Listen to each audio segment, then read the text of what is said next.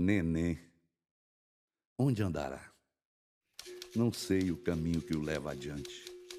Que rua atravessa em passo firme?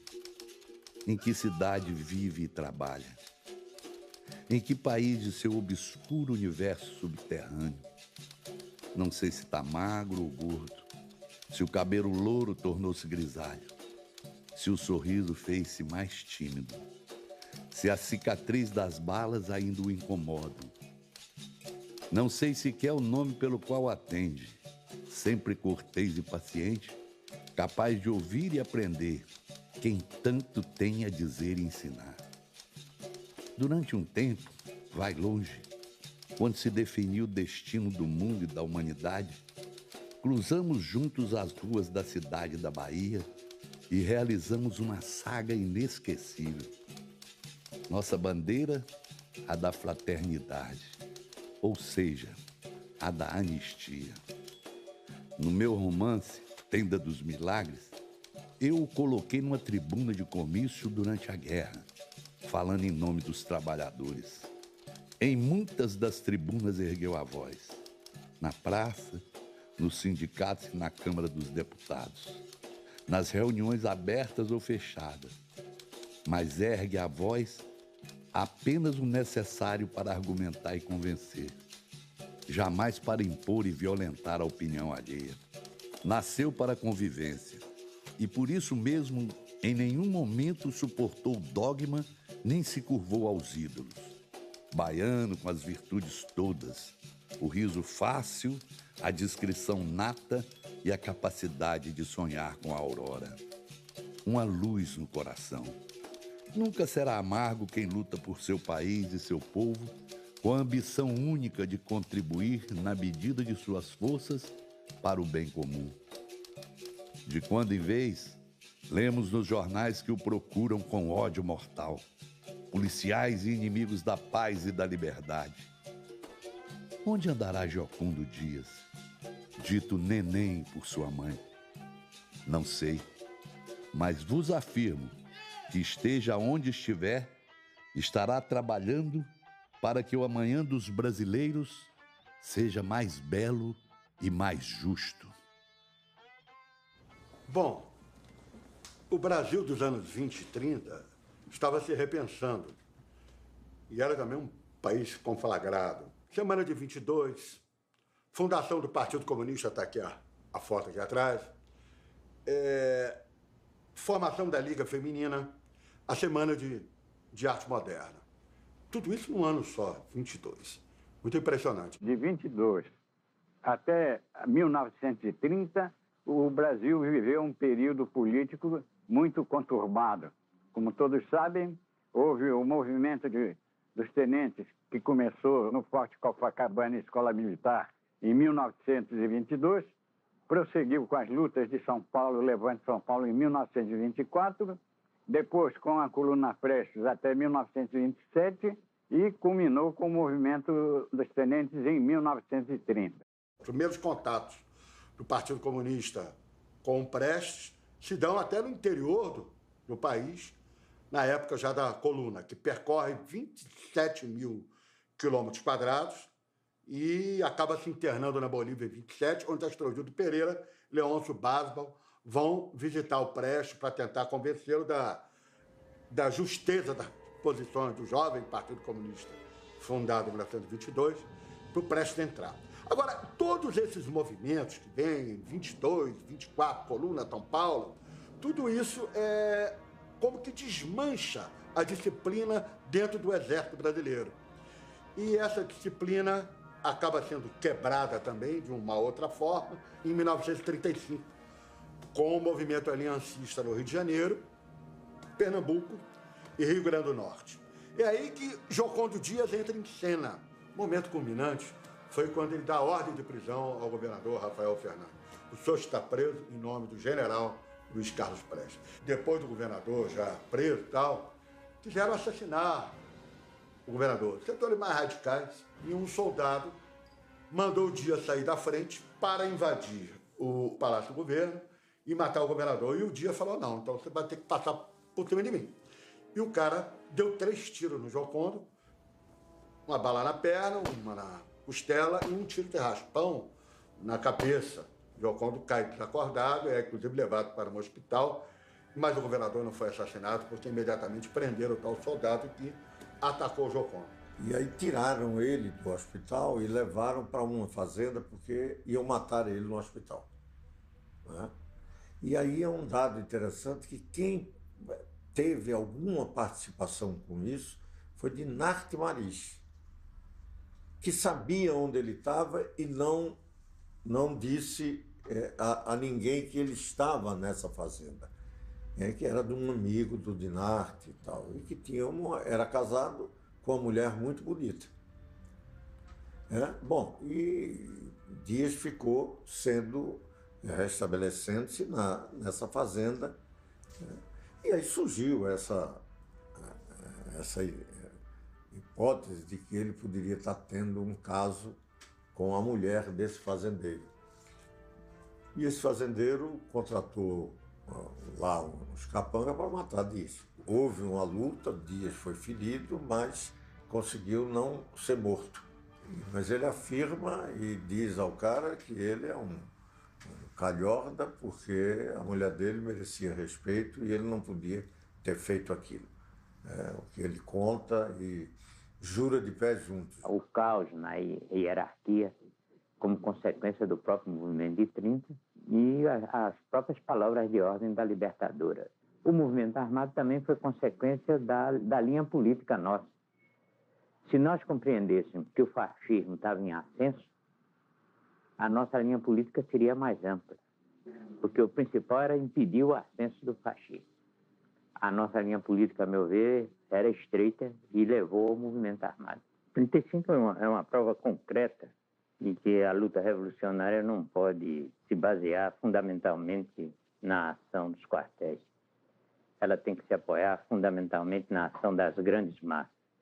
Essa é a grande lição de 35. Essa característica de você defender a vida de um adversário, de um inimigo, né, em pleno levante, em plena rebelião, faz a gente refletir sobre a natureza política do Giocondo. Quer dizer, um homem formado, ainda mais naquele momento, nos embates armados, forjado ali, ele era capaz de ter a cabeça política, ter a frieza de não há necessidade de matar ninguém. Já tomamos o poder e vamos em frente. Isso é uma característica que me chamava muita atenção no Giocondo, mas já revelava o político debaixo da farda daquele soldado insurreto. Ele foi preso alguns meses depois do Levante, no interior do estado, e como ele não morreu, aí o Rafael Fernandes, aquele governador a quem ele salvara a vida, deu um jeito lá e pesou para que ele fosse solto naquele momento, em reconhecimento ao fato que ele salvou a vida dele. De lá, o Dias vai para a Bahia, na terra dele.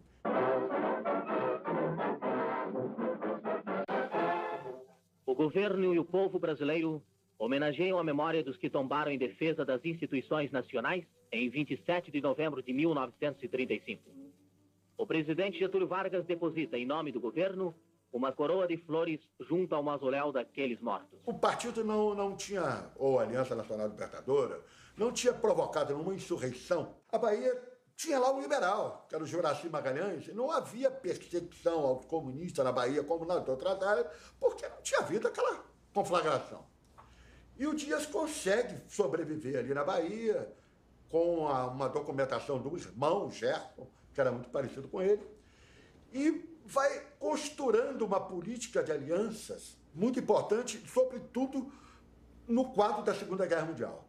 Ali estava Jorge Amado, o próprio Carlos Lacerda buscou refúgio na Bahia depois, o nosso querido Alberto Passos Guimarães estava atuando lá, o Marighella preso, Armênio Guedes, é formada a revista Seiva, e o Dias foi um grande inspirador disso. 1945. Os dias de sofrimento e incertezas da Segunda Guerra Mundial vão chegando ao fim. Na Europa, os aliados vencem em toda a linha e o mundo assiste aliviado à derrota dos alemães. Os russos e os americanos submetem as hordas nazistas de Hitler e esmagam os últimos vestígios do fascismo de Benito Mussolini. Um vento de esperança, paz e liberdade sopra de novo através das nações livres. Não haverá, a partir daí, clima para a continuação de governos de força. De volta ao Brasil, os pracinhas da FEB são recebidos com festa nos portos de Recife, Santos e Rio de Janeiro. Pressentindo a grande reviravolta, o povo comparece em massa às ruas engalanadas. O país vai conhecer outro clima político também. Não há mais lugar para a ditadura. O Estado Novo se desmoronará em breve. Uma palavra passa, num frêmito, de boca em boca, incendiando os espíritos. Redemocratização. Em 45 nós tivemos a possibilidade de participar legalmente das eleições e concorremos. Elegemos aqui no Rio de Janeiro a maior bancada da Câmara de Vereadores. Para a Câmara Federal, no Brasil, nós elegemos 14 deputados e para o Senado um senador, que foi o Prestes. Elegemos deputados em quase todas as Assembleias Legislativas, sendo que na de Pernambuco elegemos 9. Na de São Paulo parece que 11. Elegemos também uma grande parte dos vereadores da capital paulista e talvez a maioria dos vereadores da cidade de Santos, entendeu? E os seus efetivos aumentaram de uma maneira avassaladora. Basta dizer que nós não devíamos ter, em 45, 44 para 45, se nós tivéssemos 1.000 militantes, ou pouco menos, ou pouco mais, chegamos perto de 200 mil.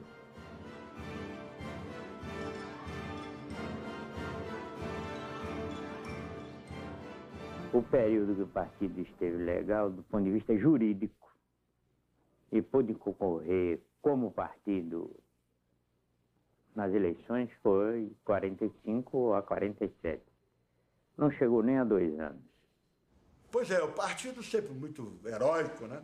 Já tinha sido cassado o registro, e o partido foi para a rua protestar, aquele negócio todo, botou um quadro como o Joconde, deputado, né? Para esbravejar lá contra aquela medida autoritária de força. Mas não estava para peixe, a polícia tinha proibido lá o evento, o comício. Aliás, ele, Joconde, era contra esse comício. Nesse comício, o sujeito deu 6 tiros nele. Mas um camarada se coloca na frente dele, assim como ele salvou a vida do Rafael Fernandes, um cara salvou a vida dele. O cara levou os 6 tiros no lugar dele. Mas ele não conseguiu escapar de todo, porque ele levou uma bordoada na cabeça que abriu a cabeça dele. Ele foi levado desacordado, achava até que ele tinha morrido, para uma clínica do Dr. Nelson Pita, que era um médico comunista. Depois foi conduzido à casa, se não me engano, de Maria Guedes, irmã do nosso querido Armênio Guedes. Ficou lá escondido até poder fugir para Sergipe. Dali só foi ser encontrado novamente, acredito eu, quando veio por em 57, 58. Foram 10 anos de clandestinidade muito pesada, porque ele foi tomar conta. Ele falava, fui caseiro do Prestes. Foi tomar a humildade. Ele foi tomar conta do aparelho de segurança do Prestes. Então, estou em 64. E meus pais permanecem todo esse período, não saem da semi-clandestinidade uns 2 meses depois. Minha mãe não pode reassumir como pediatra do Sandu, antigo Sandu, como se fosse uma UPA de hoje em dia, né? E torna-se psicanalista, mas continuam militando e passam a hospedar um dos dirigentes do Partido Comunista, antes de Giocondo Dias, quem usa a casa dos meus pais como principal aparelho, digamos assim, o local para ficar escondido, é Marco Antônio Coelho. E logo em seguida, Giocondo passa a utilizar também a casa dos meus pais. Tinha a facilidade de ser apartamento de classe média, Copacabana. Os pacientes da minha mãe geravam... Minha mãe trabalhava em casa, então geravam um entra e sai. Não havia tanta... O porteiro, Geralcino, era um comunista simpatizante, digamos assim. Então ele não sabia de nada e sabia que não era para saber, mas dava uma guarita, era um ótimo local para se esconder. E é dessa forma que eu conheço Marco Antônio Coelho, Giocondo Dias. A gente fazia o transporte Rio-São Paulo pela Dutra, do Marco Antônio, mas principalmente do Dias. No caso do Dias, a minha presença era obrigatória, Com o Marco Antônio iam os três, eu, Marcos e Bussunda, e o Cláudio. Com o Dias, a ideia era um casal de filhos, um avô e um netinho. E você fez E o isso netinho era mais eu. de uma vez? Fiz isso mais de uma vez. Posteriormente, eles passam a usar também a casa dos meus pais, não só para várias atividades das quais eu nunca tomei conhecimento, mas a base do Partido Comunista no Ministério das Relações Exteriores, no Itamaraty, reunia-se na casa dos meus pais com o Giocondo, mais frequentemente com o Marco Antônio Coelho, mas o Giocondo gostava muito, achava muito importante. Havia embaixador, cônsul e outros, e era lá que eles se reuniam. Mas é engraçado, logo no início, o porteiro conhecia meu pai. Tinha uma bala na cabeça que dava para ver aqui. Seguro o ombro do braço do meu pai e diz: Doutor Luiz, não sei como lhe dizer, mas é todo dia. É o senhor sair que começa. Entra homem, sai homem. Entra homem, sai homem. Porque mulher dificilmente fazia análise naquela época. Basicamente era um homem. Né? Mas Dias contava histórias fantásticas. Cara. A história da Revolução de 35, da intentona, depois de um vinhozinho e tal, porque ele tinha o prestígio no partido de ter sido o único das rebeliões de 35 no quartel, vitoriosa. Cabo Dias tomou o quartel, os soldados seguiram a sua liderança, enquanto nos outros lugares foi tudo um desastre. E ele dizia: isso aconteceu mesmo. Mas aí nós saímos marchando e aí soubemos que do lado de lá estavam vindo as tropas de governo. Uma foi andando, seu Dias contando, ele contava de propósito desse jeito. Uma foi andando na direção da outra. Quando deu para ver mais ou menos, um pôde ver o outro, eu dei um tiro pro alto, o cara de lá deu um tiro pro alto e nós dois corremos. Embora para não morrer ninguém, não ter nada. E o Dias era muito doce como pessoa. Então não era difícil para um garoto seguir a conversa com ele. Ele não doutrinava, não tinha. Então você batia papo. Tá? E o Giocondo dormia no consultório. Mas eu acho que ele não se dava ao luxo de ficar num aparelho mais do que 3, 4 dias. Tá. E ele tinha outros. Eu tinha um apartamento no Maracanã, eu me lembro, porque uma vez eu e minha mãe me levou só para dar uma disfarçada, mas tinha que dar um recado urgente a ele. Tinha havido prisões, coisas desse tipo. Então tinha um lugar lá no Maracanã que ele ficava também. Na verdade, o Giocondo, para mim, que era, mesmo a partir do momento que eu me torno dirigente secundarista e depois universitário, mas aí já se aproximando da anistia, né, Giocondo Jafar, o Giocondo não só era o segundo nome, depois de Prestes, e não só era o nome do partido que dirigia de dentro do país, mas era um contraponto a Prestes. Como se o Prestes fosse uma visão a do golpe, a da derrubada de Vargas, como se o Prestes fosse sempre mais estreito. Um exemplo é Vargas, outro exemplo é o movimento de 35, que o Dias contava dessa forma, meio ironizando a barbeiragem, a bobagem. E, então, Prestes mais estreito, Giocondo um partido mais aberto. Pós-congresso de 67, isso inclusive fica mais explicitado.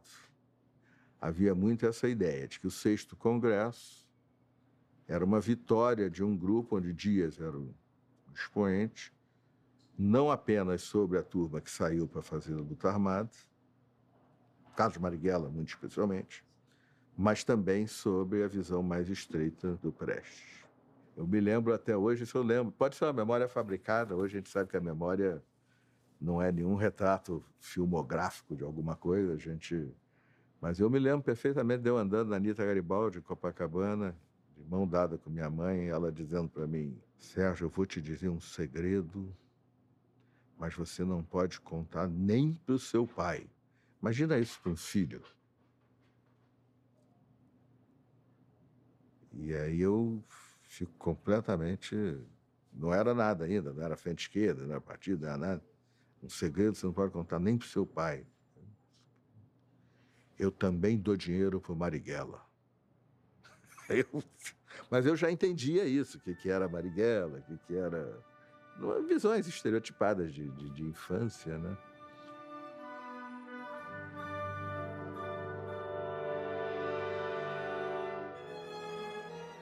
Eu saí do Brasil no final de 68. Depois fui condenado aqui, fui condenado no Brasil e só pude voltar depois da anistia. Eu tinha uma condenação, só pude voltar depois da anistia. Eu conversei com o Dias sobre isso, mas nunca foi num tom de cobrança. Porque eu acho que a ALN, que teve na sua liderança uma figura que eu tenho um grande carinho, que foi o Carlos Marighella, e o Câmara Ferreira, o Joaquim Câmara Ferreira, não foi um fato isolado no comunismo no Brasil, não. Porque outros dirigentes comunistas, como o Jacó Gorender e outros, também seguiram naquela época uma linha... O Mário Alves também seguiram uma linha de esquerda, uma ruptura pela esquerda, preconizando a luta armada. Polônio, a luta armada. É claro que havia uma série de circunstâncias internacionais, a Revolução Cubana, a Guerra do Vietnã, o desnorteio decorrente do golpe de 64, e que muita gente como eu, que era muito jovem quando houve o golpe em 64, fiquei perplexo e houve quase que um imperativo moral de fazermos tudo o que era possível da maneira mais radical para enfrentarmos aquela situação. Né? Então, tudo isso contribuiu, mas havia também um componente esquerdista na cultura política do Partido Comunista Brasileiro. Né? Foi à toa que houve cisões, uma cisão forte, já antes com o PCB e depois, nessa época em que a ALN saiu, e também saiu o PCBR e outros grupos. Né? Agora, claro que aquilo foi um erro político enorme, de gravíssimas consequências. Né? Foi de atraso em vários pontos de vista, atraso do ponto de vista da própria organização. As organizações eram militaristas. Não havia democracia dentro dessas organizações. Era o chefe, né? O líder que comandava. Era um comando quase que militar, de um comando guerrilheiro. Né? Não havia muito espaço para reflexão. Né? Diferentemente do partido, do PCB, onde, com todas as limitações, nós discutimos sempre. Né? Parecia um judeu discutindo a Bíblia.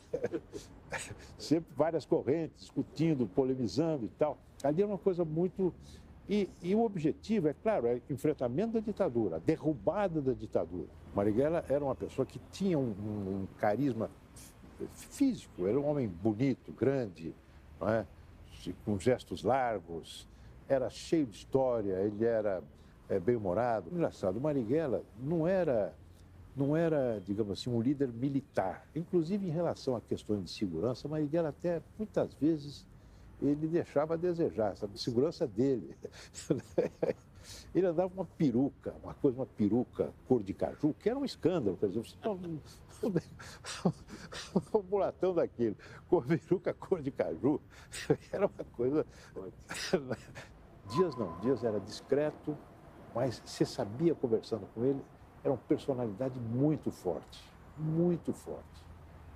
Mesmo sem conhecer todas as histórias dele, as barras pesadas que ele enfrentou, era uma personalidade serena e forte. Nos episódios de ruptura, por exemplo, com o Marighella, ele dialogou com o Marighella enquanto foi possível.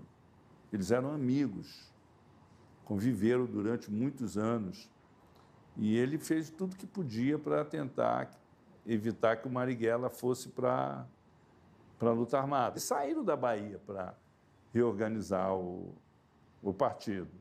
E foi um grupo que se manteve unido até o 6º Congresso, quando aí há a ruptura do Marighella com o Gioconda. A conversa dele, última com o Marighella, foi uma conversa que durou 10 horas, em que ele tentou convencer o Marighella, e o Marighella já tinha tomado outro rumo. Eles eram amigos de longa data, desde a juventude. Mas eu não vou ficar contando história de ex-combatente, não. Porque eu não tenho nenhuma vergonha, de jeito nenhum, de modo algum, né? Eu só lamento as vidas que tantos e tantos companheiros meus, valorosíssimos, corajosos, as vidas deles. Lamento muito, né? Tenho saudade, lembro deles. Alguns ainda estão por aí. E com eles, mesmo tendo ido tomado outro rumo na política, antagônicos ao rumo que eu tomei, com eles ainda tenho uma relação afetiva que eu não rompo. Guardo com eles uma relação de afeto. Por exemplo? Como Dirceu, por exemplo. Mas o Giocondo representava isso. E para mim, mais ainda, porque 13, 14, 12, 13, 14, 15 anos, a gente é jovem, é criança. E o Giocondo era uma figura, como eu disse, doce, aberta, capaz de ouvir alguém com uma posição completamente diferente numa reunião dessas sábado, sobre qualquer assunto. Mas Giocondo sempre teve muito carinho por mim. Essa caixinha aqui, 34 anos que ele me deu, é a vietnamita do Norte, antes do final da guerra, então 73, 72. Giocondo esteve por lá e me trouxe essa caixinha de Hanoi. Ele sabia que eu acompanhava a Guerra do Vietnã lá com um mapa, e eu guardo até hoje com um carinho imenso. Nós ficamos 10 anos em São Paulo numa tarefa do meu pai. Nessa tarefa, nós tínhamos outra filiação e outro sobrenome. Em 57, quando nós viemos para o Rio, eu mais os outros menores resolvemos resgatar o nosso nome. Logo que teve o golpe, ele teve que sair, certo? A gente não sabia para onde. Antes do golpe, ele já ia lá no Columba dele, certo? Era a casa das cunhadas dele. Bom, depois do golpe, ele teve que sair imediatamente lá de casa. E ele falou para mim: minha filha, toma conta da sua mãe e da sua irmã. Então, lá, ele ia lá com muito cuidado também, né? Quando minha mãe ia, eu não ia, certo? Meu irmão ia muito raramente. E meu pai é um cara, assim, muito simples. Meu pai, lá ele não era um intelectual, era um cara que gostava de passar fim de semana cuidando de planta e de galinha. Eu já trabalhava na rede, né? Na rede foi muita gente presa, mas eu não tinha nenhuma atividade, mas eu achava que eu podia ser porque era filha dele, né?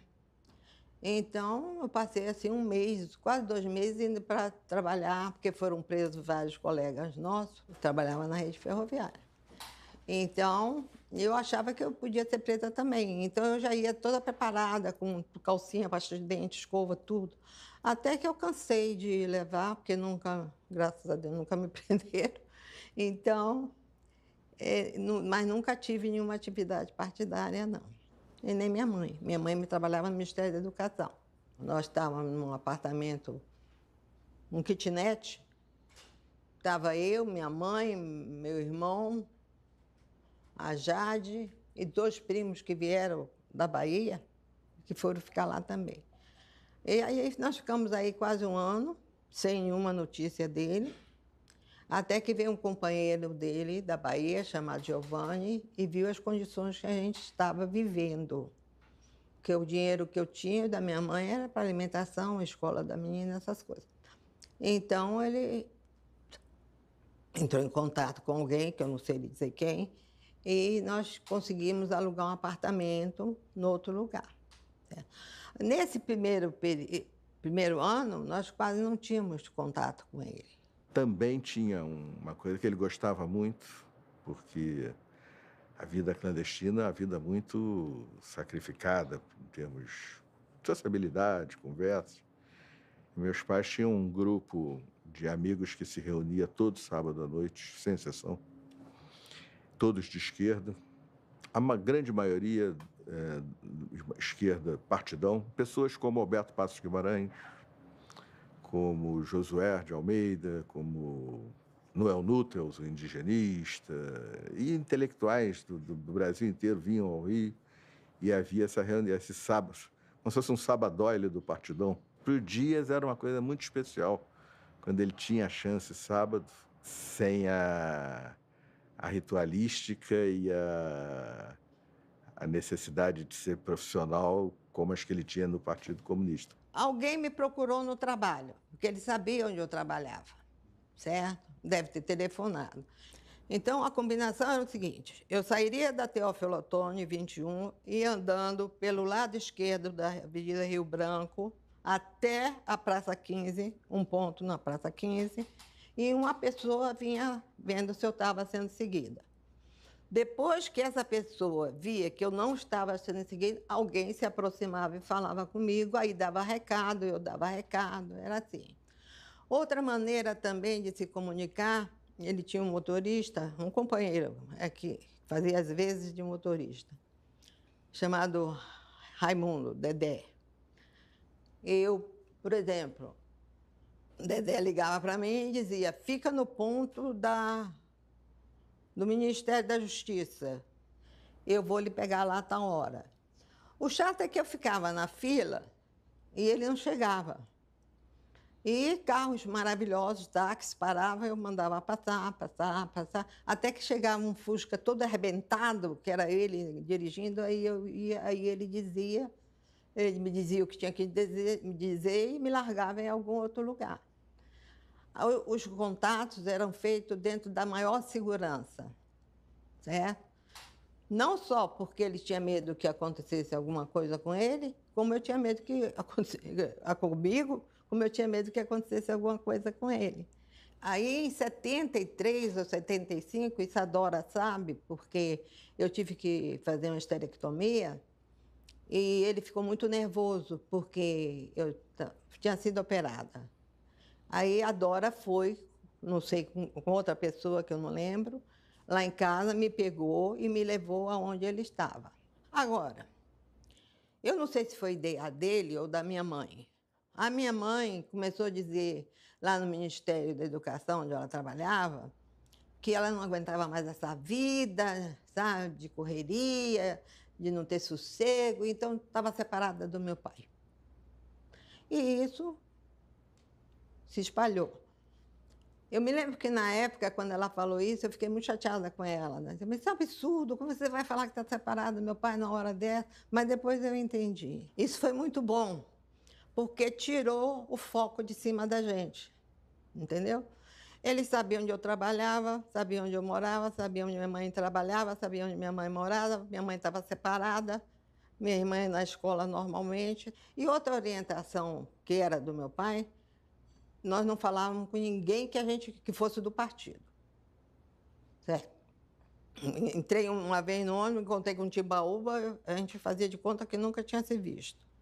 Teve um outro lance que eu reputo esse, que foi muito emocionante para mim, porque tinha pessoas que, quando nos viam na calçada, atravessavam para o outro lado, tá?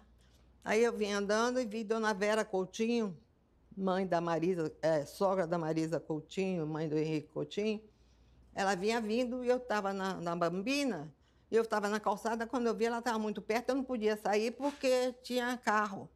E eu vi que ela não ia sair, eu falei: e agora, o que eu faço? Eu virei para o lado, né, assim, para fazer de conta, quando ela pegou minha mão. Ela pegou minha mão. Desculpa. E eu senti na mão, tinha uma coisa na mão. Era a chave do apartamento dela. Quando ela disse: isso aqui é para o seu pai, se ele precisar. Eu estava esperando que ela saísse da calçada, entendeu?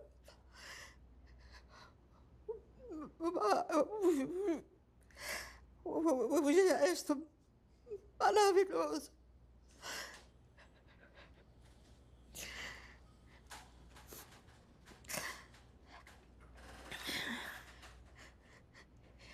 Eu não esqueço disso.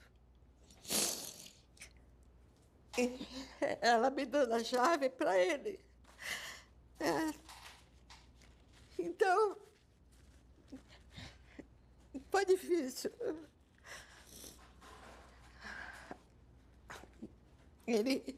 Eu dei a chave a ele, lógico. Ele nunca precisou usar, mas ficou muito contente, né? Então, a nossa vida era assim. Então, à medida que isso disseminou, quer dizer, a filha trabalha, a mulher trabalha, está separada, não quer saber dele, essas coisas, foi melhor para a gente, porque aí a gente pôde dar mais suporte para ele. Entendeu? Como? Lá no Columbandê, na casa das irmãs dela, das minhas tias. Aí começou a ficar mais espaçada os encontros, né? E ele tinha dias de ele não ter nem para onde ir. A situação ficou nesse estado. E tem horas que ele mesmo que ele contou, minha filha, você nem imagina o vexame, a agonia que eu passei. Eu estava vomitando, porque ele tinha uma dieta muito rígida e ficou sem comer, e parou num poste e começou a vomitar, e a mulher do prédio dizia, seu bêbado, safado, vomitando. Eu só lembro que eu estive com ele, não sei aonde, ele me chamou para falar que ia ter que sair, né? Aí eu falei assim, pai, mas por que você vai ter que sair? Ele falou, minha filha, porque atualmente eu sou perseguido pelas forças militares,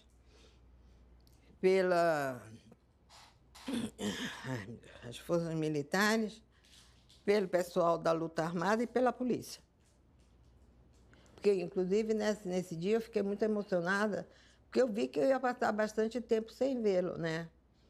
Certo? Então, para ele chamar, e naquela situação não estava dando para falar. E eu me lembro que ele falou assim, isso para mim foi doloroso, né? Eu vi, mas depois eu encaixei legal. Ele falando para Malina, olha, Malina, eu quero que você saiba que a minha vida, aí eu achei que ele ia dizer, é a minha família. Aí ele virou e disse, porque minha vida é o partido. Isso, sabe, doeu para burro na hora que eu vi, né? Mas era mesmo, né? Isso não quer dizer que ele não gostasse da família dele, nada disso, não. Mas o objetivo dele era o partido mesmo. No dia 13 de dezembro, estava com o Geocondo Dias e o Marco Antônio Coelho no meu chamado aparelho, que era na rua Campinas, no Rio, no bairro Grajaú, quando o vimos o AI-5. Então, a repressão, a clandestinidade, não foi homogênea. Começou leve.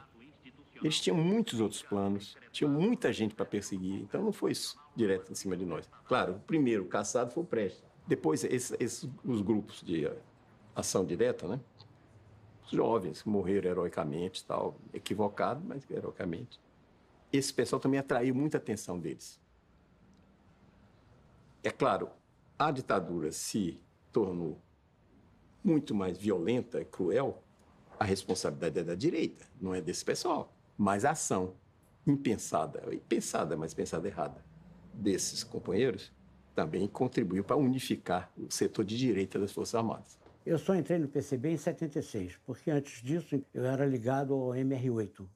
Eu entro em 1976 fazendo autocrítica da luta armada, não da luta armada enquanto forma de luta, mas aquela luta armada, naquela circunstância, naquela correlação de força.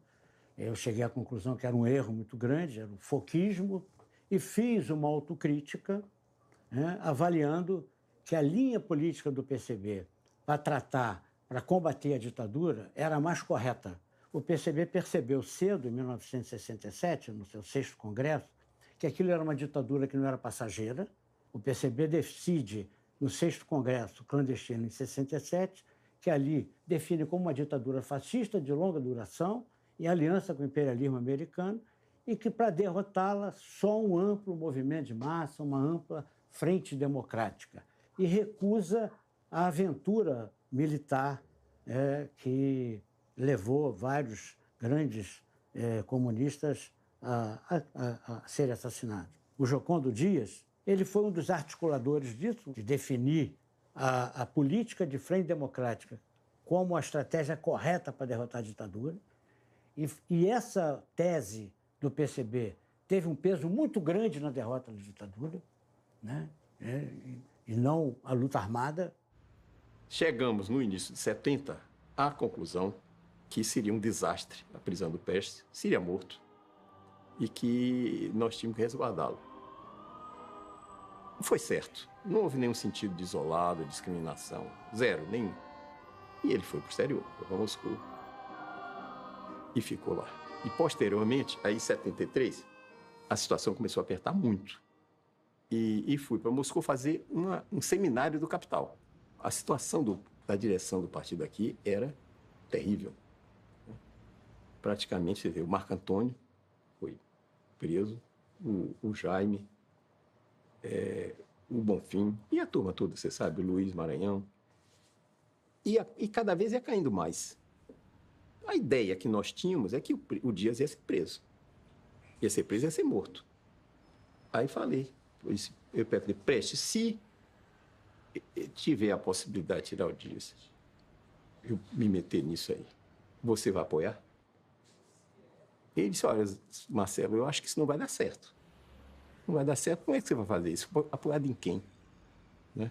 Então, o que é que vai acontecer? Você vai pegar o Dias, está num lugar, e vai derrubar o Dias, ele vai ser preso, e você também, e vai matar os dois.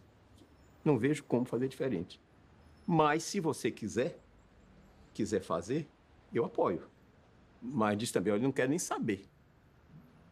Você vá, faça, manda bala, faça suas coisas e tal. Aí eu falei, eu vou ter que conversar com o soviético.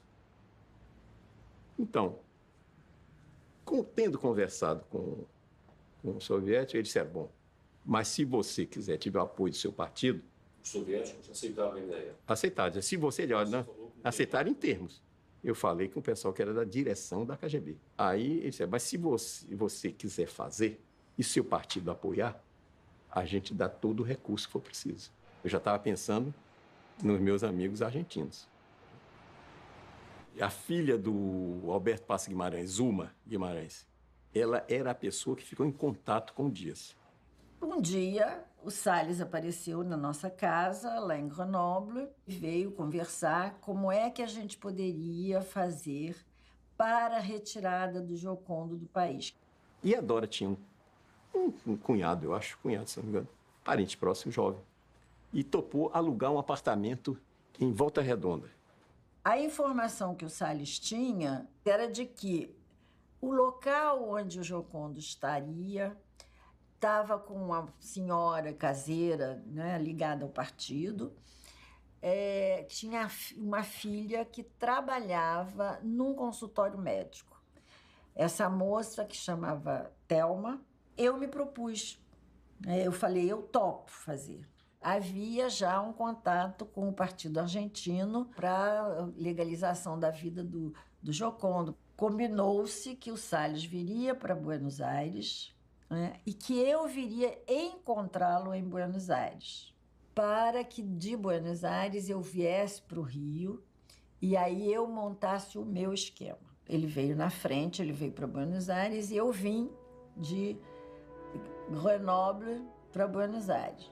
Cheguei em Buenos Aires, foi até uma coisa assim que me deixou meio tensa num primeiro momento, porque quando eu desembarquei do avião, cheguei na escada para saltar, eu vi aquele corredor polonês, tudo militares dos dois lados, armados, e eu falei, bom, ninguém sabe que eu estou aqui, logo não é para mim, né? Ficar calma e passar. Encontrei com o Salles em Buenos Aires. A primeira coisa que ele queria é que eu tinha que não só fazer o contato com o Giocondo, como tentar levar uma foto do Giocondo para que eles fizessem um passaporte com o nome de um cidadão argentino, enfim, seria um passaporte falso. Cheguei aqui no Brasil, vou procurar a Zuma. No Rio de Janeiro? No Rio de Janeiro. Zuma morava no Jardim Botânico. Cheguei na casa de Zuma por volta, digamos, de 9h30, 10 horas da noite.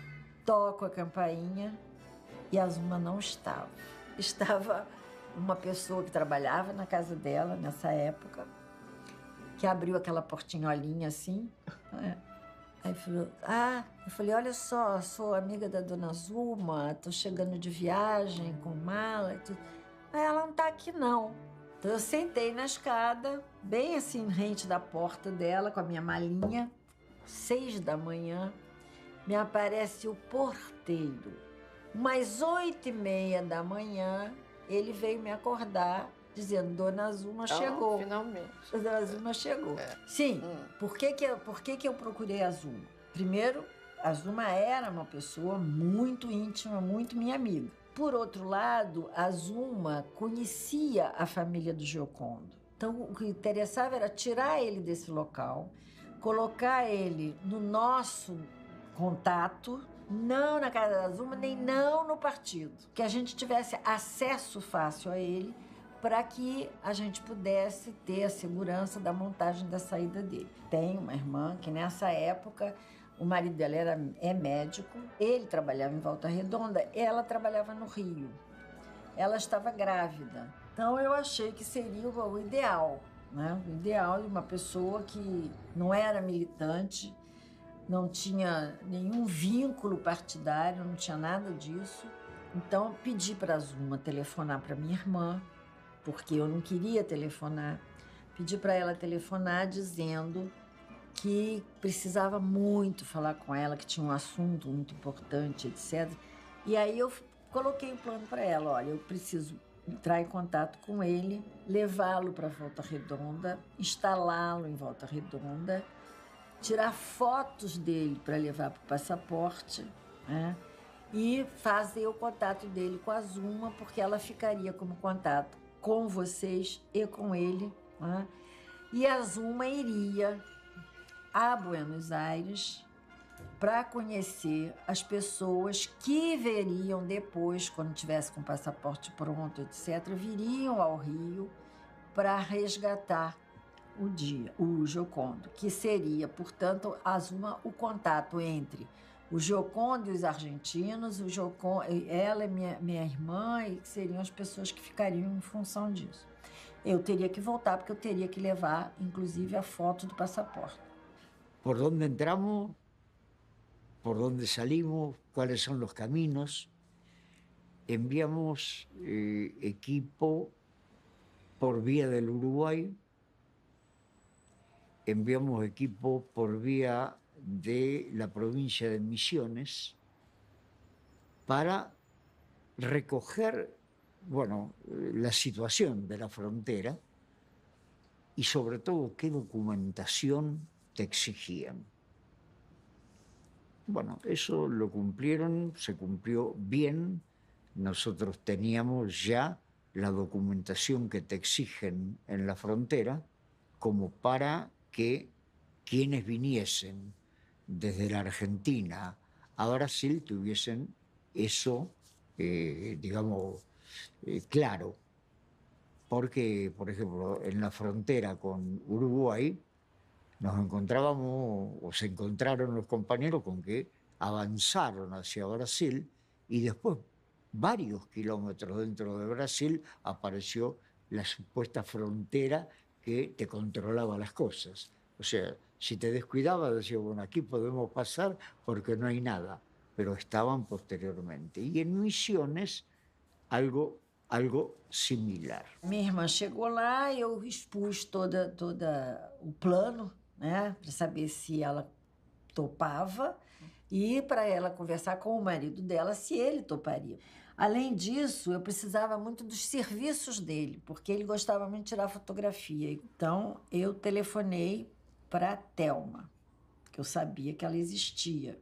Telefonei, percebi que ela estava, não me identifiquei. Eu trouxe na minha bagagem 2 cartas que eu encaminharia ao Giocondo. Thelma era filha da Maria, que era a pessoa que cuidava do Giocondo, lá na casa onde ele estava, lá, que eu sei que era na Penha. E dei 3 alternativas para ele de encontro. E dei a alternativa de Gama Filho, Faculdade Gama Filho. Eu sabia que aquilo ali era um movimento efervescente, né? Final do dia, 6 horas da tarde, assim, era muita gente. E fui encontrar com a Thelma, botei uma revista, botei essas 3 cartas dentro da revista e fui com a revista na mão. E eu falei com ela, olha, eu tenho aqui, nesta revista, tem umas cartas que eu preciso que você encaminhe para o Giocondo. Ela falou, não sei quem é. Aí eu falava o nome dele Neves, na verdade, né? Que era o nome de guerra. Aí ela dizia, não sei quem é, você está maluca, não sei do que você está falando, porque por que você me escolheu? Ela ficou assim muito resistente, mas ao mesmo tempo ela devia estar com uma dúvida enorme. se negou o tempo todo. Ela não abriu o jogo, dizia que não sabia, que não tinha... Aí eu falei, olha só, mas não vou entregar carta nenhuma, porque eu não sei quem é. Falei, tá bem. Então você não tem jeito. Então eu vou fazer o seguinte, eu estou indo embora e vou deixar essa revista aqui. As cartas estão dentro da revista. Se você tiver a curiosidade de ler as cartas, você lê. Depois você rasga e joga fora. No dia seguinte, eu liguei para ela. Quando eu liguei, ela só me disse assim, ele falou que é a alternativa B. Então eu fui com o carro da minha irmã e quando eu fui chegando assim de longe, eu já vi ele paradinho com um embrulhinho desse tamanho, parecia uma marmita, desse tamanho, embrulhinho debaixo do braço. Dei aquela passadinha, parei o carro, abri a porta. Aí quando eu abri a porta, ele olhou e me viu. Aí ele me reconheceu. Então aí ele entrou no carro, lá fomos nós, fomos para Volta Redonda, chegamos lá, minha irmã estava lá e meu cunhado, né, fizeram comida, jantamos. Quando o Dias entrou, a primeira coisa que ele disse, ficou meio assim de se apresentar, Valmir disse assim, e aí, meu tio, tudo certo? Virou tio, eu passei todo o período que ele passou na minha casa, eu não sabia o nome dele. Para mim, ele era o tio, e ponto final. Mas ele tinha tudo mesmo para ser tratado como tio. Ele era uma pessoa calma, tranquila, aquela pessoa, sabe? Aquela coisa, né? Aquele jeito, assim, você olhava para ele contando essas histórias e pensando na figura, é muito interessante a gente lembrar. De vez em quando dizia uma coisa engraçada, ele ria, aquele sotaque baiano, e era esta figura. Nessa noite, era noite fatal, né? Nós tínhamos que fazer as fotos do passaporte. Que o passaporte argentino, ele tem uma característica diferente. A foto do passaporte não é como a gente tira aqui, de frente. Ela é meio de lado, não é nem totalmente de lado, ela é meio de lado, tem um ângulo assim, sabe? Se é uma coisa de risco, a gente não pode deixar alguma falha, né? Com fundo branco, de perfil, então a gente fez várias fotos. A foto era de perfil, aí sempre ele tirou várias assim, para ver qual poderia ficar no ângulo certo, né? Inclusive ele bateu mais um filme, sei lá. E depois passou a noite conversando, mandando recado, e eu tinha que decorar, porque não podia escrever. E aí esse filme eu levei comigo para ser revelado na Argentina, nós não revelamos aquí. Bueno, esto trajo como consecuencia otras cosas. ¿Quiénes van? ¿En qué van? ¿Cómo se transportan? Allí, con la ayuda de las dos embajadas, de la soviética y de la República Democrática Alemana, se compró un vehículo nuevo, 0 kilómetros, para tener el vehículo con el cual llegar a donde dijesen los compañeros de Brasil. Nosotros ni idea hasta dónde tenía que circular ese vehículo. Al mismo tiempo, las casas a donde podía alojarse y los compañeros con los cuales podría verse.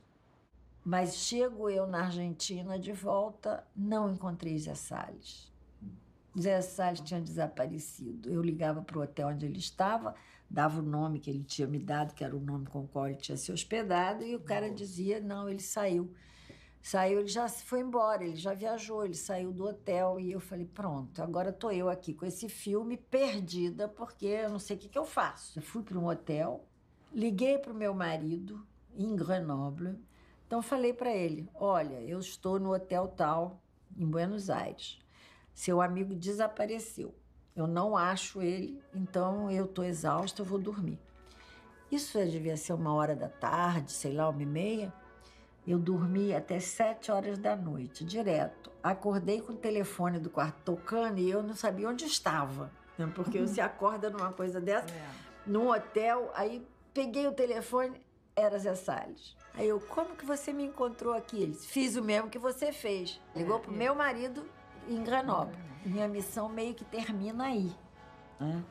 Então, combinei com ele que Zuma iria a Buenos Aires, que ele, então, iria providenciar junto aos argentinos a realização do passaporte e que Zuma iria chegar lá em Buenos Aires e ele iria se ocupar de apresentar Zuma aos argentinos que viriam, portanto, depois para resgatar o Dias. Depois ela voltou para cá e ficou aguardando o contato com o Giocondo. E as regras de segurança básicas eram assim, os vizinhos não poderiam saber que ele estava lá. Tá?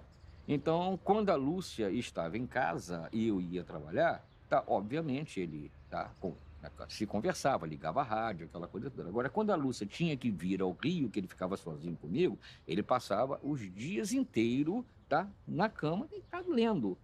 Quando eu chegava, que ele ia ao banheiro, dava descarga no banheiro, abria a geladeira, essas coisas todas. Eu dizia, mas tinha comida na geladeira, tinha fruta. Ele falou assim, não, mas se alguém pode ouvir eu bater a geladeira e as pessoas sabem que a sua mulher não está em casa e você está trabalhando. Uma disciplina severa. Eu nunca vi ninguém tão disciplinado, tá? Ele passava na minha casa, vinha o corredor dos quartos e ele fazia assim, para ir para a cozinha. Ele não vinha para o lado de cá, porque o lado de cá era a janela da sala. E ele não se deixava ele realmente era aparecer muito disciplinado na janela, né? A gente pensa que ninguém está olhando, tá? Aí você liga uma coisa com a outra, você fala assim, você tem razão, todo cuidado é pouco, porque se trata de uma situação de pedir risco de vida, né? Inclusive pra gente, né? E ela estava grávida, né? A primeira coisa que ele chegou lá, quando ele soube que a Lúcia estava grávida, ele disse, eu não posso ficar aqui. Não posso ficar aqui. Ele ficou muito preocupado. Não posso ficar aqui, eu estou colocando vocês em risco. Você e o filho que ela tem, que ela está carregando. Só que um determinado dia, o Giocondo pediu a minha irmã para telefonar para Zuma, pedindo para Zuma ir lá, à Volta Redonda. E ela foi. Isso eu não me lembro, lá, por o que exemplo. ele queria? Ele queria dizer para ela que ele ia sair de Volta Redonda e que ela ficaria recebendo dele diariamente telefonemas para saber se os argentinos chegaram ou não chegaram, chegaram ou não chegaram. E por que ele queria sair de lá? Ele ficou muito assustado porque o Geisel ia inaugurar o alto-forno. Aquele alto-forno que ele inaugurou, ficou jogando aço no chão. Fez uma montanha de aço lá, porque não tinha, né, que é o resto da fabricação, que é da manufatura do aço, né? Então, ele inaugurou aquela festa toda e ele ficou muito agoniado. Quando ele viu a data que o Geisel ia à Volta Redonda, ele falou, a cidade vai ficar infestada de gente. Mas a maior agonia eles vêm antes. era a minha gravidez. E ele ficava dizendo, a sua família vem te ver. Eu dizia, não vou avisar que vai nascer. Não vou avisar o dia do nascimento, não se preocupe. E ele começou a ficar muito agoniado com isso, dizendo, não é justo, não é justo, não é justo por você, a família não poder vir aqui porque eu estou aqui, eu tenho que resolver isso antes. Aí ele me pediu, chama Zuma. Foi mais ou menos uma semana antes do meu filho nascer. Ele nasceu no dia 27 de março. Ele nasceu 27 de março. Deve ter sido lá pro dia 17, 18, que aí foi até ligar, até a Zuma chegar, conversou lá com ele. Ela foi dirigindo o carro? carro? Não sei o quê. Que ele dizia, vai ter uma varredura. Eles chegam daqui 10, 15 dias antes para fazer uma varredura. Varredura no sindicato, no movimento operariado, aquela coisa toda. E vai ter blitz, tá? Pode desconfiar de alguma coisa. Ele juntou essas coisas todas e resolveu que ele ia voltar para o Rio, que nenhum de nós sabia onde era. Em vez da Zuma fazer o contato com ele, era ele que faria o contato com a Zuma, telefone. Aí no dia seguinte, nós dissemos, você quer ir embora mesmo? A decisão é essa, tá tudo resolvido, vamos embora. Estavam no carro, vocês? Eu e Eu ele, a acho que isso Zuma foi e numa o Dias. sexta-feira, porque no sábado eu não trabalhava. Sai da Dutra, cai na Avenida Brasil. Vínhamos andando de carro, não me lembro se Valmir ou eu que dirigi. Não, era você que estava dirigindo. Até que ele disse assim, para aí, eu quero descer aqui. De surpresa, eu não estava... Eu não sabia onde ia deixá-lo. Não sabia nem aonde. Não tinha combinado nada, ele estava vindo com a E a gente. gente também não perguntava, né? Por motivo de segurança, né? E aí ele chegou e disse, para o carro, Para eu o quero carro, descer. a gente Onde parou, era ele desceu, um abraço. Esquina da Avenida Brasil com a Avenida Lobo Júnior. É Lobo Júnior, na A Penha. Lobo Júnior Na é Penha. a entrada do bairro É a da entrada Penha. principal da Penha. Tá? É um viaduto que sai ao lado do Getúlio Vargas. E ele ficou lá. Fiquei sabendo depois que ele ligava diariamente para Zuma, aguardando a chegada dos argentinos. Bueno, todo preparado, aparentemente, Y cuando ya sale o va a salir el grupo, es cuando se produce el golpe de Estado en la Argentina, el 24 de marzo. Bueno, inmediatamente una consulta con Arnedo. Álvarez, ¿qué hacemos? Adelante, es el mejor momento. O sea, el mejor momento desde el punto de vista de lo que podía ocurrir en la frontera. Y la vida mostró que fue así, porque la salida prácticamente no hubo obstáculos. Y a la vuelta, menos todavía. O sea, pasó el vehículo, el coche, con Mario y su compañera de ese momento, y regresaron a Argentina, a la casa donde lo estábamos esperando, que era la casa de Mario Clar, que fue el compañero que manejó el coche y lo trajo a Giocondo hasta la Argentina. Aí a Zuma ficou fazendo essa função, ele ligando até o dia que os argentinos chegaram, e aí eu não sei detalhes, porque... Pois eu tenho uma vaga lembrança de olhar assim, lá perto de onde eu morava, naquela rua, era uma rua que chegava, que dava a mão, e eu ali, e devia estar com ele do lado, provavelmente, e vendo um carro chegar com o casal. Eu tenho uma, não sei se eu inventei isso, de tanto eu escutar essa história, eu só me lembro dessa sensação, de eu olhar e vendo o carro que chegava com duas pessoas, sei lá, ou atrás, não sei o quê, mas eu via, e ele entrava e pronto. E aquilo, um final de uma história, né? De uma emoção intensa, isso. Aí acaba, fecha o pano. E um dia eu estou lá, me fala um funcionário do Hector, tal Dias está aí. Obra do meu amigo Hector. Eu vou, encontro o Dias, magrinho. Em Buenos Aires. Em Buenos Aires. Magrinho, preocupado, tenso e tal, mas feliz. Daí para frente nós seguimos para Buenos Aires, para Moscou. Chegamos em Moscou, rapaz, parecia chegada de chefe de Estado. Carro na porta do avião, comitê central. Aquela solenidade toda.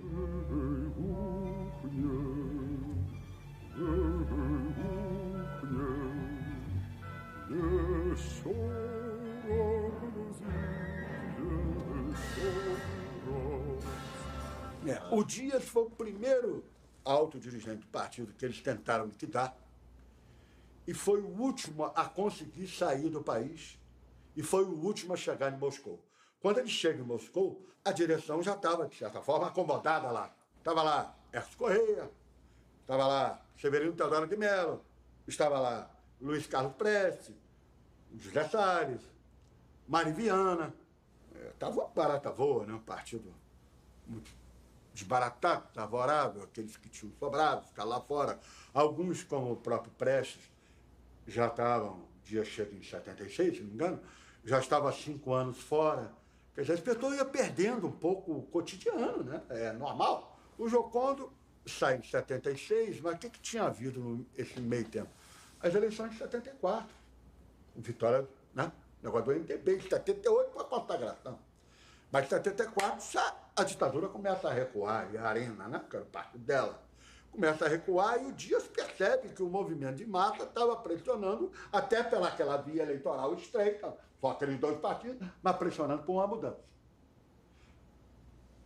Era a linha sempre aliancista de derrotar a ditadura e não de derrubar. Eu acho que o Dias foi o cara que insistiu nesse troço. Foi nas festas de final de ano, 1978. Essa minha ida à Segunda Internacional, apareceram alguns exilados.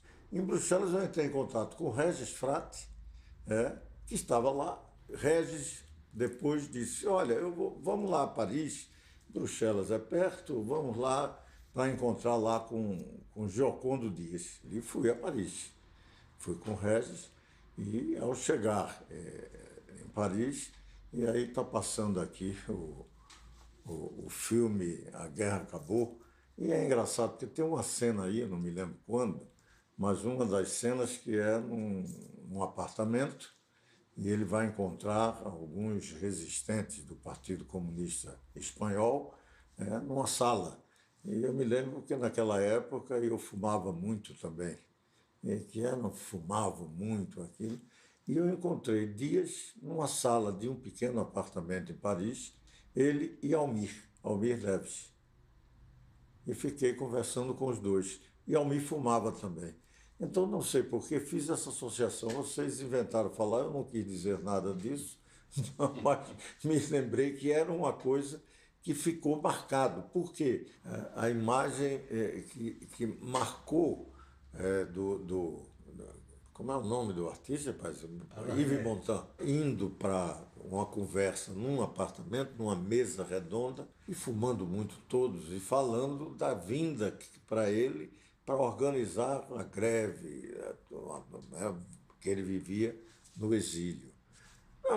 Foi essa imagem, porque era alguém que vinha do interior, no caso contrário, alguém vinha do exterior, para encontrar membros do partido para discutir a nossa realidade. Ninguém mandou fazer greve geral. Naquela oportunidade, a conversa foi para saber como é que tinha sido a eleição, como estava o partido no Brasil. Como quem querendo conhecer por conta de uma disputa política que existia no seio do Comitê Central. Eu acho que para a discussão que depois a gente teve, que foi de fratura e de ruptura. O racha com Prestes quando voltou, de não querendo aceitar o partido que aqui existia.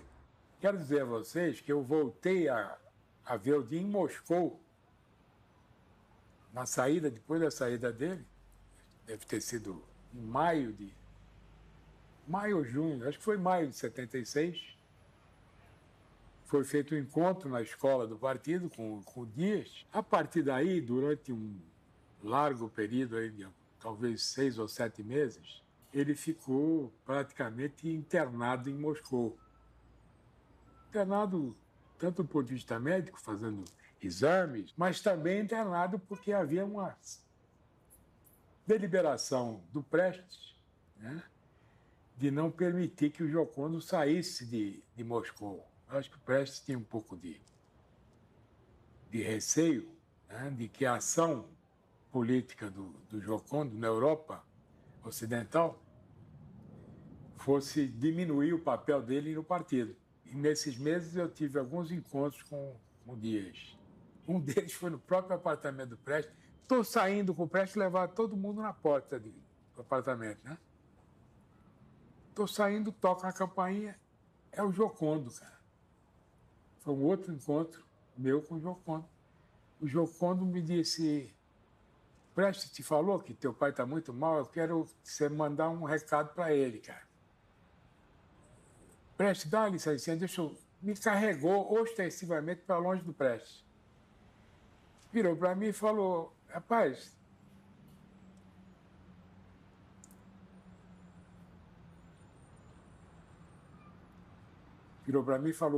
me ajuda a sair daqui.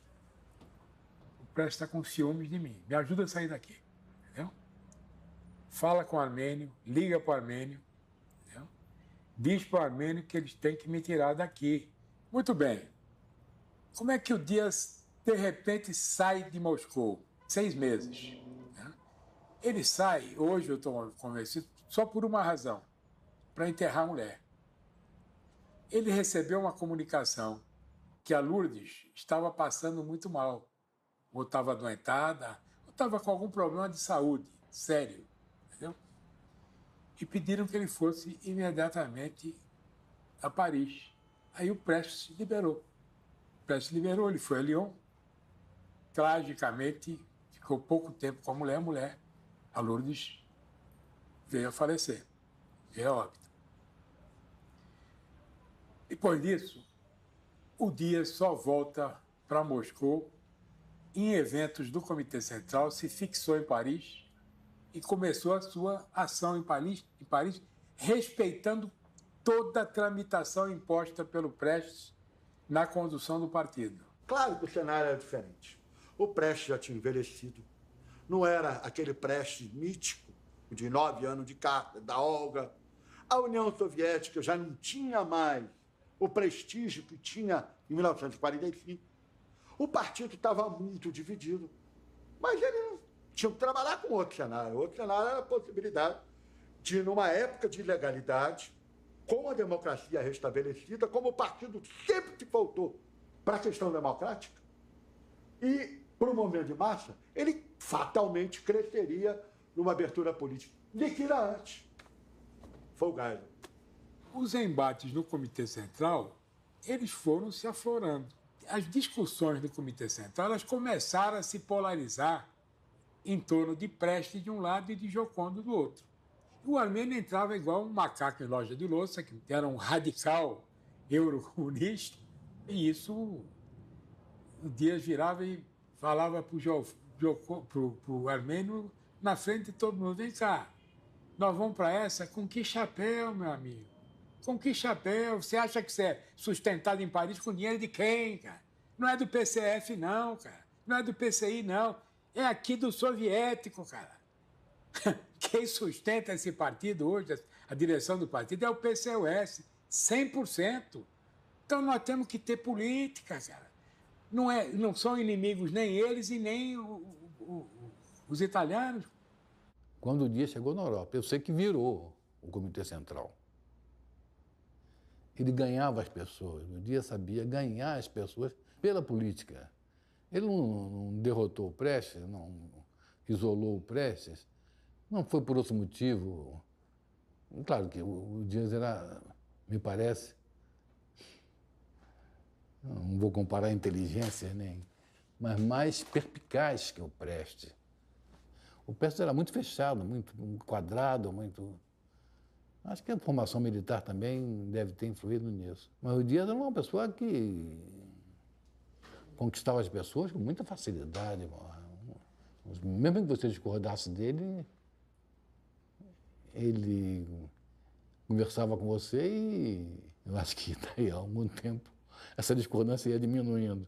Ele não quero... Ele devia pensar consigo mesmo. Não quero diminuir essa discordância toda, não. Quero diminuir só um pedacinho. Então ele ia de pedacinho em pedacinho diminuindo a discordância. O Giocondo, ele falava quietinho. Ele queria os pontos mínimos de convergência das pessoas na luta da resistência para se derrubar a ditadura. Então esse é um aspecto marcante do Dias, marcante. Eu digo a vocês o seguinte: o único dirigente do PCB que conseguiu ser o ponto de unificação do partido no exterior e no Brasil foi o Giocondo. Não existia outro. Não existia outro. As divergências políticas do Prestes com o conjunto, com a política do 6º Congresso do PCB já eram muito evidentes. Então, o Prestes foi embalado, em certo período, pela filha e também pela Marli, né? E emburacou tanto, né, no sectarismo, uma política sectária, uma política equivocada, limitada, né, que fez com que ele não fosse mais possível ele ser o condutor da unidade do PCB. Por exemplo, era impossível o Prestes se entender com o Armênio. O Dias foi o dirigente do partido que conseguiu antever a crise e a debacle do socialismo real. O Giocondo foi para esse congresso do PCOS, de lá ele voltou falando: isso acabou, isso aqui acabou. Vamos tratar de buscar uma nova perspectiva para a nossa luta, porque isto aqui acabou. Não faço parte daqueles que acham que a solução está lá nos camaradas franceses e italianos. Eu gostava muito dele, eu não sei nem definir isso. A coragem dele, né? Ele fugia de flash, fugia de câmera, ele não queria aparecer. Eu vi coisas assim do Giocondo. Foi marcada uma reunião do Comitê Central para São Paulo e essa reunião tinha na pauta um tema explosivo, a meu ver, né? Que era a revogação, a rediscussão sobre a expulsão de alguns camaradas que tinham sido expulsos pelo partido por terem se comportado mal na tortura, porque abriram e foram expulsos do partido numa determinada ocasião, que eu não sei exatamente que ano e que mês. Pois bem, esse debate, a reunião era sábado e domingo, ele acabou ficando para domingo. Se tivesse alguma encrenca, né, já estava resolvida a reunião do Comitê Central. E para mim era muito difícil, eu não sei se, eu acho que eu não dormi essa noite, porque eu tinha decidido, de madrugada, me abster, porque eu não tinha autoridade, eu tinha que ser muito cretino se eu votasse, né? Eu não sabia direito o que tinha acontecido, isso aconteceu antes de eu entrar no Comitê Central, quando o partido era absolutamente clandestino, porque aí já estávamos numa semi-clandestinidade, digamos assim, 82, né? Isso foi em 83, essa reunião. Tinha havido essa 83, 84. Exatamente. Exatamente. Eu nem conhecia os expulsos, imagina. Eu tinha que ser muito cabotino. Então eu ia me abster. Mas eu estava tenso sobre o que eu ia ouvir, enfim, qual seria o comportamento dos companheiros. Então o ponto é apregoado, digamos assim, né? Agora é o ponto das expulsões. Pois bem, e eu previa, digo, vou perder meu ônibus hoje, que isso aqui vai durar a tarde toda, né? E durou 10 a 15 minutos. Durou sabe quanto tempo? O tempo do discurso do Giocondo Dias. O Giocondo Dias, ele botou as duas mãos em cima da mesa, né? Ele parecia um gato com aquele olho azul, um gato botou as mãos em cima da mesa, ficou vermelho, né? Ele ficava vermelho quando ficava tenso, que era raro, né? E nunca foi para agredir ninguém, né? Foi para defender com ênfase um ponto de vista dele, ele às vezes ficava muito tenso, e ele começou dizendo alto e bom som: alguém aqui foi torturado? Eu não sei se alguém foi ou não, mas o silêncio foi geral. Ele disse assim: eu não fui. Como é que eu posso julgar? Eu não sei o comportamento que eu teria. Eu teria que ser um cretino para votar pela manutenção da expulsão de uma pessoa que foi torturada e foi obrigado a abrir alguma coisa, quando eu não passei por isso. O camarada que estava dirigindo a mesa, do ponto de vista de dar palavra, só fez uma pergunta: alguém quer falar alguma coisa? Silêncio. Aí então está aprovada a proposta do Giocondo. Está aprovada a proposta do Giocondo. Precisa botar em votação? Aí alguém falou: é bom. Aí, unanimidade. Unanimidade. Eu nunca vi o Giocondo tremer. Ele estava tremendo. Ele estava pensando nos camaradas que foram torturados.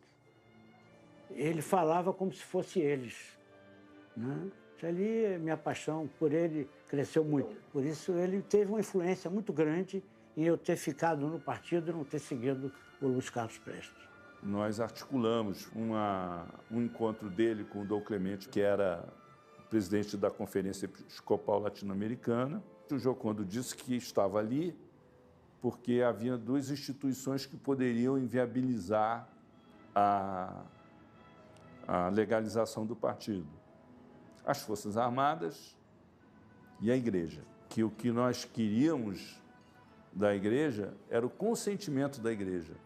E aí o Dom Clemente vira para o Giocondo e pergunta para ele o que nós faríamos com a Igreja quando chegássemos ao poder. Que era uma coisa assim que nós não tínhamos a menor perspectiva, né, de curto prazo.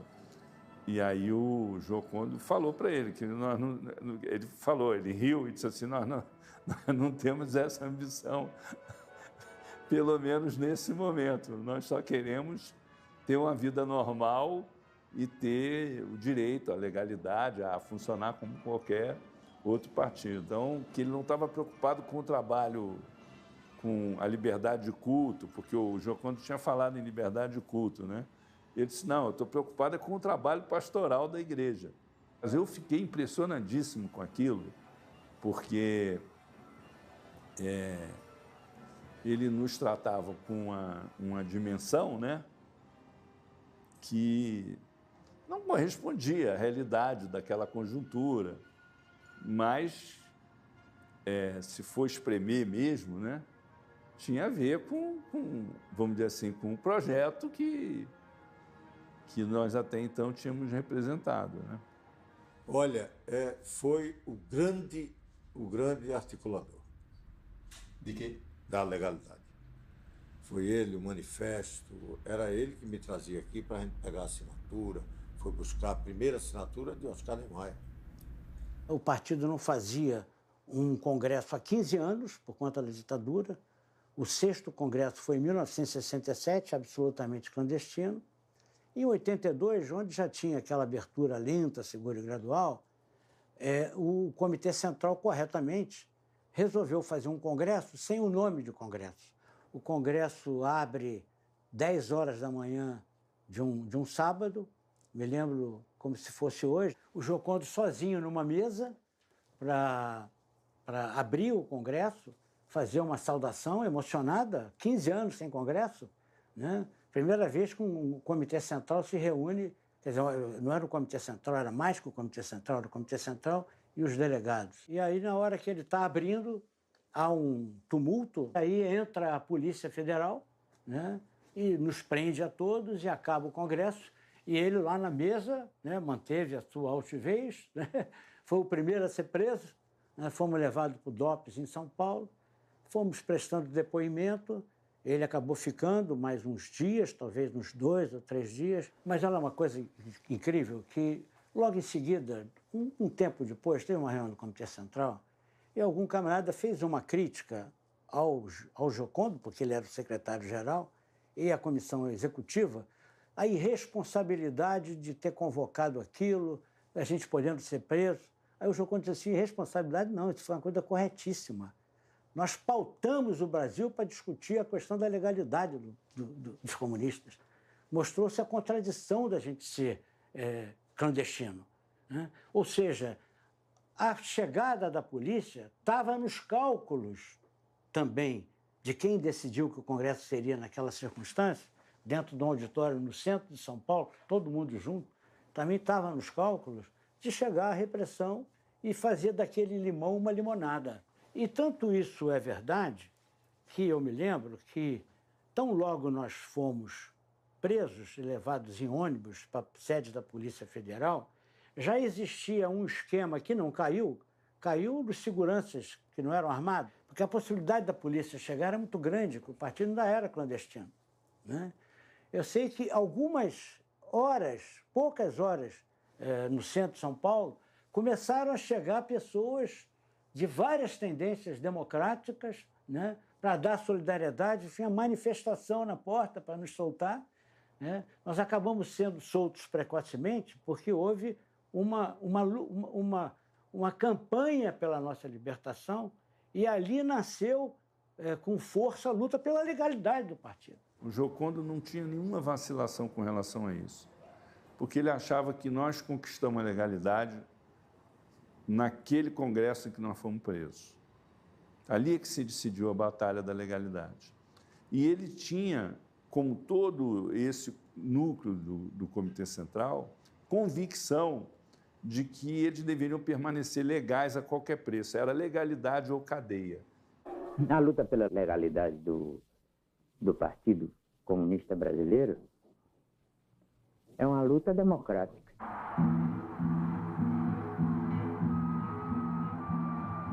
E fomos nós a primeira força que dissemos que esse regime que está aí hoje se acabando, porque finalmente o que existe aí são sequelas do regime instaurado em 64 e 68, era um regime militar fascista.